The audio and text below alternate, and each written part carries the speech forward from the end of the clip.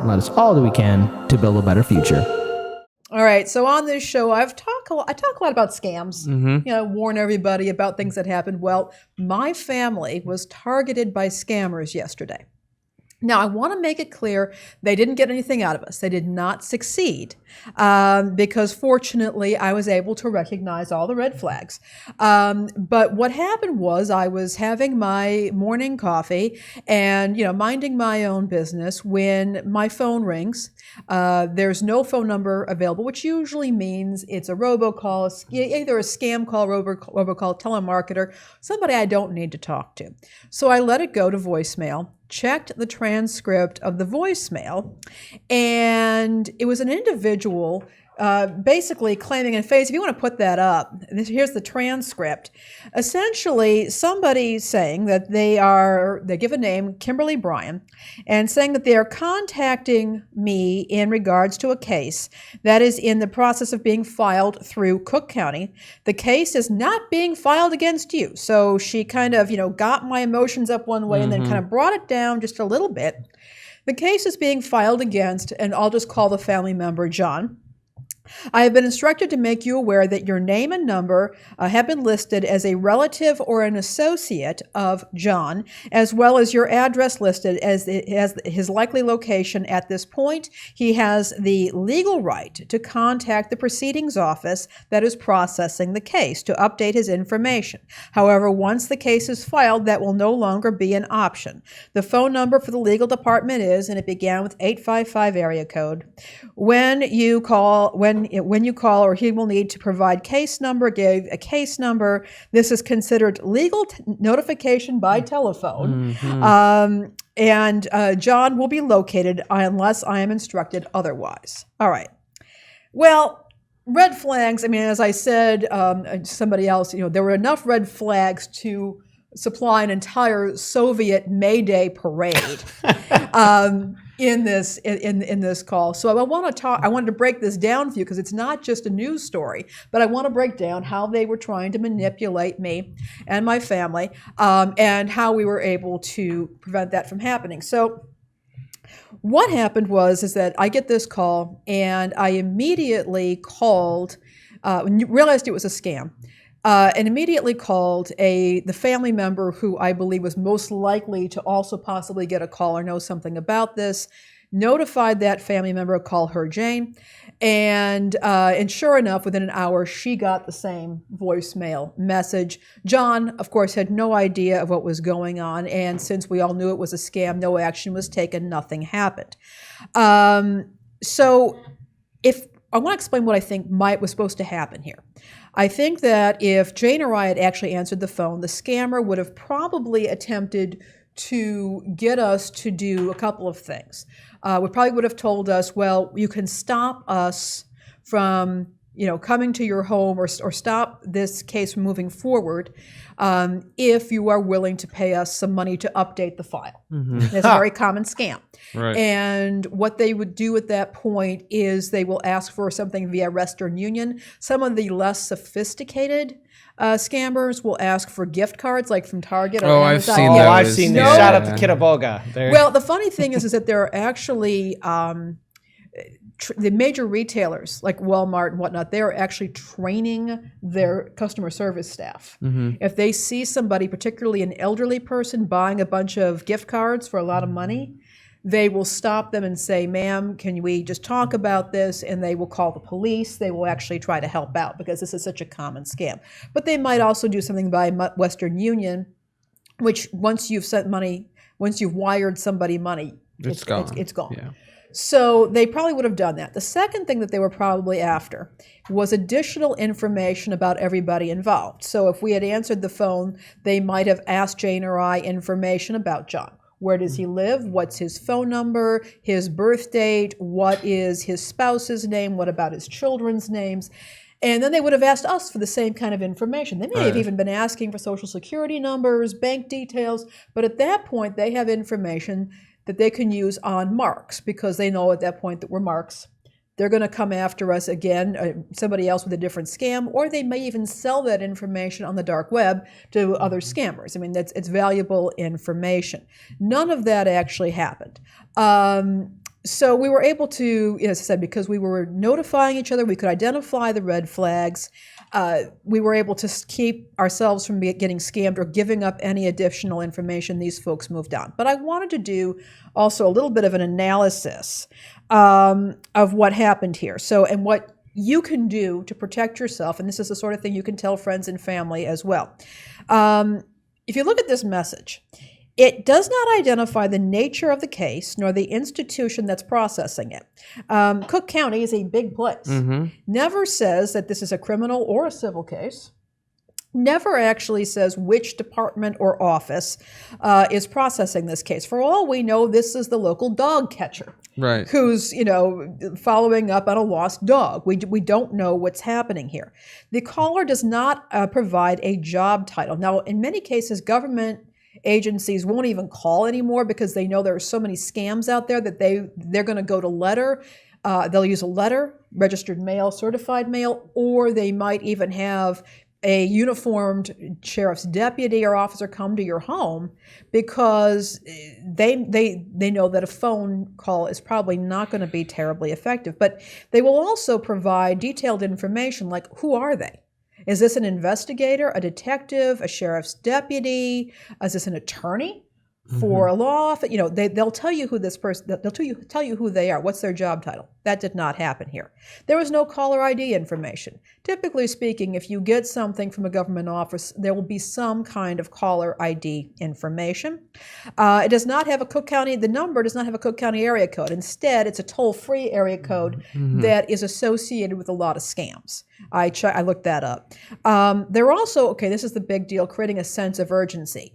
If once your case is filed, you will not be able to update the information about this person's location, and of course trying to get us to fear that law enforcement is going to show up with a warrant and tear up our homes. right. That didn't, they're trying to create that sense of urgency. Anybody who's trying to manipulate you is going to create that sense of urgency. And while there are some urgent situations, normally in this kind of case, it's not going to be that. It's just not. Many of these cases, the government has the power to take action, so they're not going to try and do something like that. Also, there's never actually a real-world threat other than an ominous "will be located." John will be located. Well, there's no law against locating people. So, I think what was going on here is that the scammers were sophisticated enough to not make any concrete threats. They did not do anything that would be impersonating a government agent or a law enforcement officer, probably plausible deniability if they're eventually caught.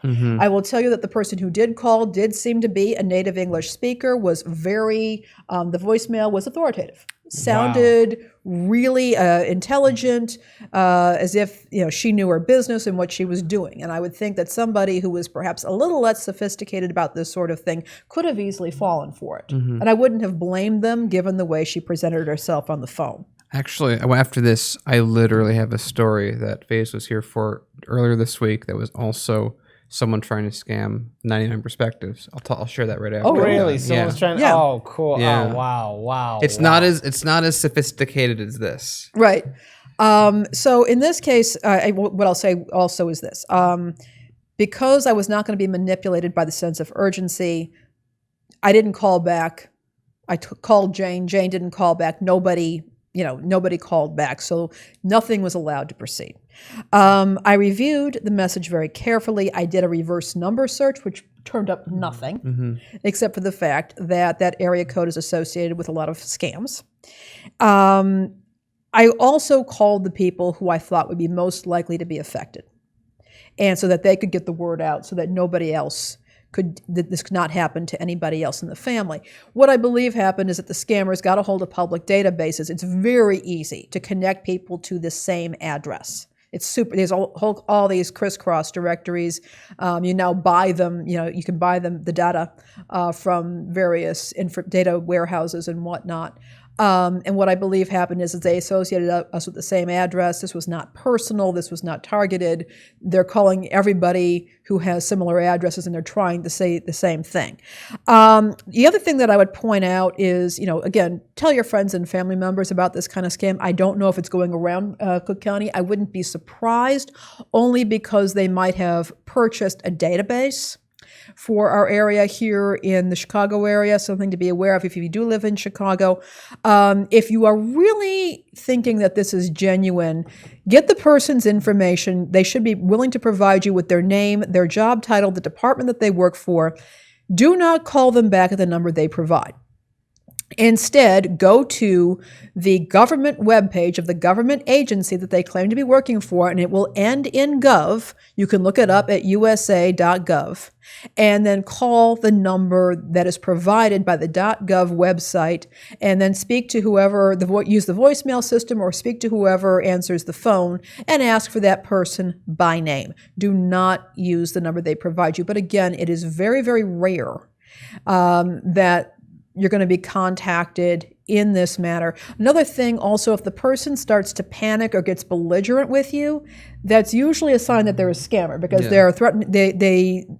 They don't have any real authority until you give it to them, or they don't have any real power until you give it to them. So they're going to try to intimidate you into doing that. That's not something that you will generally see with anybody who has any genuine authority. So I wanted to share that with folks. I was hopping mad. I'm still hopping mad because it took an hour and a half of my life from me, but at least we got a story out of it. Yeah, I would say this. Look, just to our viewing audience, we have to protect each other, because I've gotten a lot of calls. My grandpa's gotten a lot of calls, and I've had other relatives that gotten calls from scammers. And look, they're very dedicated on trying to get money and make people frightened. And the next group that these scammers are going to be targeting will be people who are struggling with student debt. It's very important to know your rights as a citizen of your said state, but also know this, that these calls where people are threatening, don't fall for it. You got to stay on your pathway. I mean, and the thing is that don't give them that power, and be very aware of your surroundings and who is calling you and why. And we've all gotten scam calls. I know, Daniel, you got some. And I don't answer my phone most of the time now. Yeah, like a lot of them are so funny though. Like there was only one incident where I wasted a scammer's 30 minutes of his time. I was like pretending to be an old person because they thought I was a senior citizen, and I'm like, okay, like because they're saying like I needed insurance for my car, and they named some sort of thing that was so off there, like what, and after 30 minutes, like, sir, I will call the police, and I'm like, all right, call the police. I'll be right here in my home eating my ham. I get these calls saying that, something about updating my service warranty on my car. I've never even had a driver's license. And, But you got to update that warranty. It's still there. You got to have that. Just next time a scammer calls to say, hey, I'm eating my ham. Well, I will also tell you it was one incident where I was trying to call the gas company, trying to pay a bill or something like that, and I got one digit wrong in the area code, and I ended up getting this voicemail saying, "Don't hang up. You are selected for a special program for people in your community." And it turned out they were claiming to be some kind of a senior medical alert company trying to get information out of people. And I eventually realized, this was the wrong number. This was not a service from the gas company. You would think sometimes utility companies will offer these kinds of services as a community thing, but no, that's not what happened in this case. So even just getting that one number wrong, you had this very sleazy organization that knew that people would do this and try and sucker people into buying a worthless service. So the one that we got was mail-based. Okay. So obviously we have a couple domains for websites that we operate that get us to our 99 Perspectives, Hardlands Media, and everything else websites. And so we got a piece of mail in.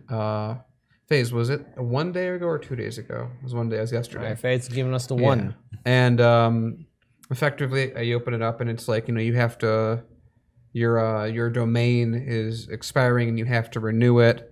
And I was like, yeah, that's interesting. And what really got me immediately was that they wanted about $500 for that domain renewal. And then I thought, wait a minute, I already own the domain. I know how much it costs. I know it's through. I don't. We run through Google, and this all seemed off. The date that they were saying the service was expiring and renewing was also, to your point, Lenny. It was like, oh, in like 5 days it's going to expire, and your domain will be resold or whatever. And I looked at Phase, and I'm like, this seems really weird. And turns out it was. My guess is the target that they were trying to do with that scam is it's for a larger company where they have bushels of mail that come in. Yep. And then some secretaries opening up these and just paying off the company bills and would have just put in money for that and sent it away. But well, and the thing of it is, with many people working remotely, you may not even have somebody double checking everything. And particularly if you have a business that maybe is even outsourced its accounting or accounts receivable, it's very easy for that to happen. Yeah. Or accounts payable, I should say. But yeah, absolutely. So just be aware, scammers have access to all kinds of information, and to be on top of it.